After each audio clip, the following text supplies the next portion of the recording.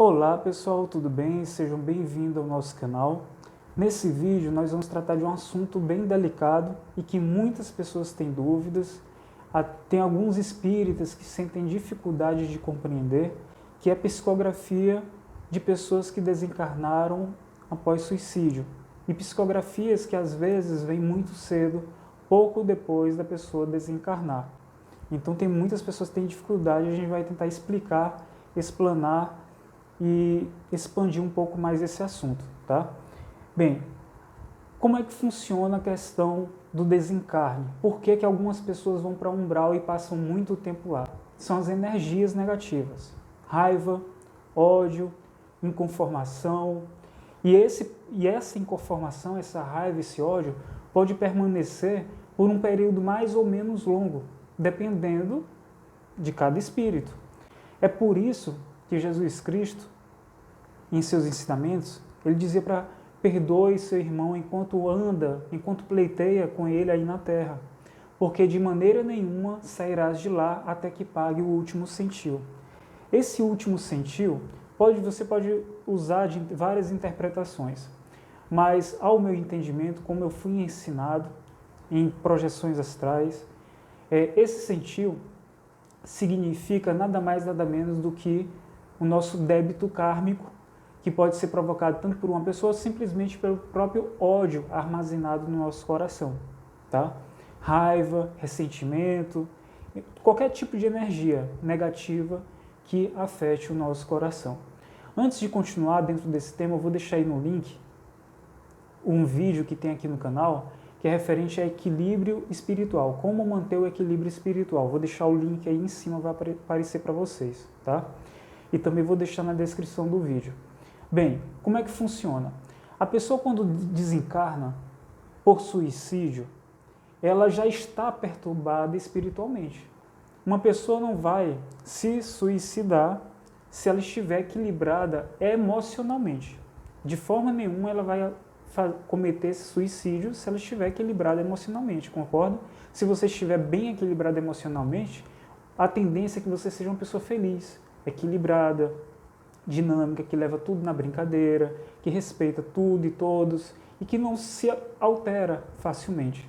Pois bem, com o espírito suicida, ele está em estado de perturbação, seja ele causado por perturbações espirituais, seja ele por conta de lembranças que ficam, impressões das vidas passadas, emoções não corrigidas, e ele veio justamente para tentar passar ou diminuir essa situação, esse agravamento. Pode ser também por questões químicas, que nada é por acaso, até se a pessoa vem com algum problema químico que causione facilidade de obsessão ou desequilíbrio emocional ou hormonal, que vai afetar diretamente o estado espiritual da pessoa, é por alguma causa, é por algum motivo. Então o que é que acontece? Espíritos que se suicidaram em desequilíbrio, e todos se suicidam em desequilíbrio, eles passam por um período no umbral, né? É o que tem normalmente na doutrina espírita, é assim que a gente entende. Porém, existem outros fatores que podem alterar essa sequência. Questão de merecimento. A questão também se foi um suicídio provocado por ele ou se foi induzido por um outro espírito. Outra questão também é se não foi o contexto todo, uma problemática dentro daquele núcleo familiar ou das pessoas que fez com que ele, dentro de sua fraqueza ou desequilíbrio espiritual, provocasse, ele se matasse. Então, são vários fatores que influenciam nisso, estou citando apenas alguns. Quando o espírito vai para o Vale do Suicida, não quer dizer que ele vá ficar lá muito tempo, que ele demore décadas para ficar bom, para que ele seja resgatado. Isso não tem nada a ver. Depende da condição espiritual de cada um, do equilíbrio e da capacidade de se auto-perdoar, de conseguir eliminar aquelas energias negativas. Eu vou contar algumas situações para vocês compreenderem melhor. Eu tive a oportunidade de ver uma entrevista com o Dr. Fritz, e o Dr. Fritz, ele estava no umbral. há muitos anos. E chegou um determinado momento que ele refletiu, estava refletindo, mas não estava conformado com a situação, e ele tinha mandado matar muita gente, né? Porque ele era um dos líderes, um dos comandantes da guarnição dele do exército, que ele era um médico, mas também ele era comandante na época da Primeira Guerra Mundial.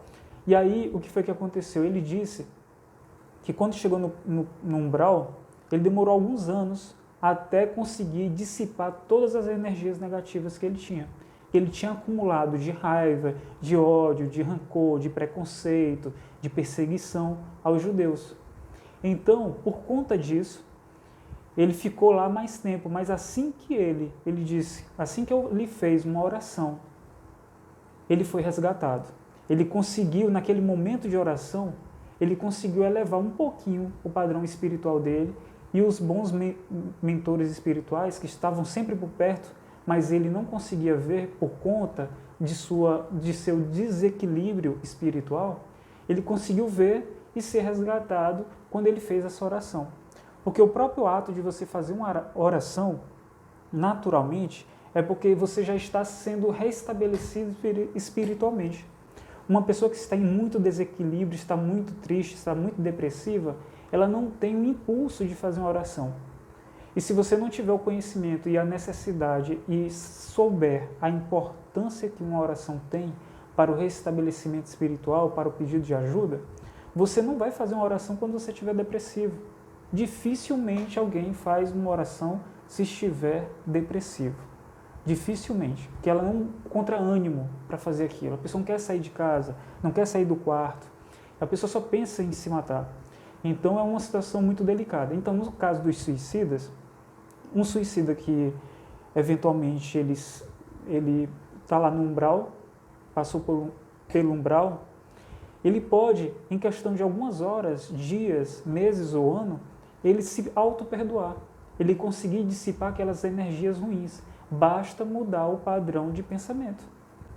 O pensamento para o espírito é tudo, é o que nos movimenta. Quando eu saio em projeção astral, quando eu me movimento no plano espiritual, é o pensamento que me leva, não são as pernas. Tanto é que quando eu estou me locomovendo em projeção astral, eu penso no local, eu já estou lá. Eu posso perceber a mudança de rota? Posso. Mas naturalmente, quando eu apenas quero ir para um determinado local, em espírito, eu vou, penso no local e já estou lá. Ocorre de uma forma muito natural. E eu não vejo, não percebo eu andando. Então, assim, o pensamento para o espírito é tudo. Se você mudar seu padrão de pensamento, você muda suas energias. Porque embora o corpo físico e o corpo espiritual, o perispírito, eles estão unidos aqui na carne, um influencia o outro. O corpo espiritual influencia o corpo físico. E o corpo físico influencia o espiritual. Porque o corpo físico nada mais é do que uma projeção do corpo perispírito, do perispírito. Então, quando você faz, tanto é que eu já tive a oportunidade também de ver o Dr. Fritz dando aula sobre isso, quando ele faz cirurgia, a maioria das vezes ele faz a cirurgia no perispírito, por isso que não tem corte, não tem nada. Ele faz no perispírito e depois ela se manifesta no corpo físico. Mas há necessidade, em alguns casos graves, dele fazer a intervenção cirúrgica primeiro no corpo físico, ou no corpo físico, direto no corpo físico, para fazer a retirada de algum tumor, alguma coisa do tipo. Então a cirurgia espiritual, 80%, 90% delas, um número muito alto, ela ocorre no perispírito e depois se manifesta no corpo físico. Então, o corpo físico da gente nada mais é do que uma projeção imperfeita do nosso perispírito. Tá? Então, não acumular raiva, ódio, rancor, facilita muito em todo o processo. Então, independentemente se o espírito foi um assassino perverso, um suicida, se ele foi uma pessoa muito perversa, mas se ele decide mudar o padrão de pensamento dele, ele consegue elevar a vibração dele a um ponto de ser resgatado.